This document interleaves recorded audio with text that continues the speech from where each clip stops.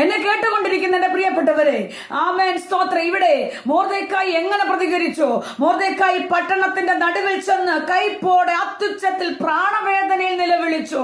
പക്ഷെ എസ്തേറോ, അവൾ പറഞ്ഞു, ഞങ്ങൾ 3 ദിവസം ഉപവസിക്കാം, ഞാനും എന്റെ ബാല്യക്കാരത്തികളും 3 ദിവസം തിന്നുകയോ കുടിക്കുകയോ ചെയ്യാതെ ഞങ്ങൾ ദൈവസ്ഥലിൽ ഇരിക്കാം. ഉപവസിച്ച് പ്രാർത്ഥിച്ചവർക്കറിയാം, നമ്മൾ പ്രതികരിക്കാൻ പോകാതെ ദൈവസ്ഥലിൽ ഉപവസിക്കാം, ആമേൻ, പ്രാർത്ഥിക്കാം. ദൈവപാദപീഠത്തിലിരുന്നു പ്രാർത്ഥന ആരംഭിച്ചു. എസ്തേറിന് അറിയാം, ഞാൻ ഒരിക്കലും രാജ്ഞിയാവേണ്ടതല്ല.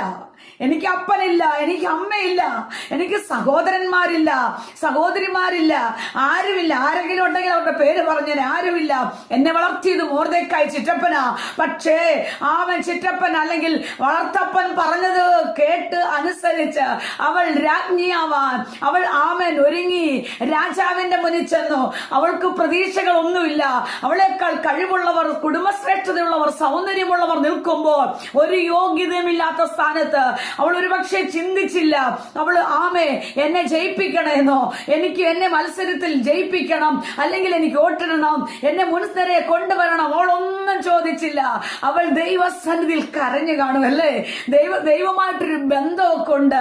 അതുകൊണ്ട് അവളോട് ചെല്ലുന്നിടത്തെല്ലാം ഹെഗായികളോട് പ്രീതി തോന്നി. എന്നാൽ എല്ലാ കന്യകമാരിലും വെച്ച് അവളോട് രാജാവിന് കൃപ തോന്നി, അവളോട് പക്ഷം തോന്നി, ദയ തോന്നി. ആ ചെങ്കോൽ അവളുടെ നേരെ നീട്ടി. ഞാൻ രാജ്ഞിയായത് എന്നെ ആരും കൊണ്ടുവന്നതല്ല, രാജാവിന് എന്നോട് ദയ തോന്നി. അങ്ങനെയെങ്കിൽ എന്റെ രാജാവ് ഈ വിഷയത്തിന് ഒരു പരിഹാരം തരും. ആമേ, 2025 പ്രവേശിച്ചിരിക്കുമ്പോൾ ഈ മീറ്റിംഗിൽ പങ്കെടുക്കുന്ന എന്റെ എല്ലാ വാത്സല്യ പ്രിയപ്പെട്ടവരോട് പറയട്ടെ, ആമേ, സ്തോത്രം. നമ്മൾ ഒന്നിനും പോകണ്ട. ദൈവപാദപീഠത്തിലിരുന്ന് പ്രാർത്ഥനയ്ക്കായി വേർതിരിച്ച് ആരും അറിയാതെ ഉള്ളറയിൽ കരയുന്നു എങ്കിൽ നിയമം വിരോധമല്ലേ? 30 ദിവസത്തിനകം രാജാവിന്റെ അടുക്കൽ ചെല്ലാൻ പറ്റില്ല. പക്ഷേ അവൾ ആമൻ പ്രാർത്ഥന കഴിഞ്ഞ് രാജാവിന്റെ അടുക്കൽ ചെന്നപ്പോൾ ആമൻ അവൾക്ക് നേരെ പൊൻചങ്കോൽ നീട്ടി. അവൾ പറഞ്ഞൊരു കാര്യമുണ്ട്, ഞാൻ നശിക്കുന്നുവെങ്കിൽ നശിക്കട്ടെ, പക്ഷേ ആമൻ, സ്തോത്രം, പ്രാർത്ഥനയാൽ എല്ലാ നിയമത്തെ മാറ്റി രാജാവിന് അവളോട് ദയ തോന്നി. നമ്മളോട് രാജാവായ എന്റെ ദൈവത്തിന് ദയ തോന്നും. രാജാവിന്റെ ഹൃദയം യഹോവയുടെ കയ്യിൽ നീർത്തോട് കണക്കേ ഇരിക്കുന്നു. തനിക്ക് ഇഷ്ടമുള്ളിടത്തൊക്കെയും അവനെതിനെ തിരിക്കുന്നു. അപ്പോൾ രാജാവിന്റെ ഹൃദയം എന്റെ ദൈവത്തിന്റെ കരത്തിലാ.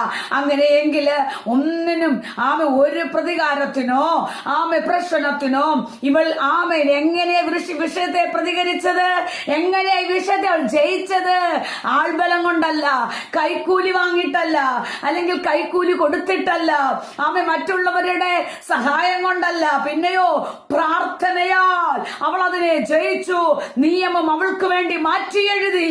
Praise the Lord. അതുകൊണ്ട് എന്റെ പ്രിയപ്പെട്ടവരെ, സ്തോത്രം, പ്രതികരിക്കാതെ ദൈവസന്നിധിയിലിരിക്കാമോ?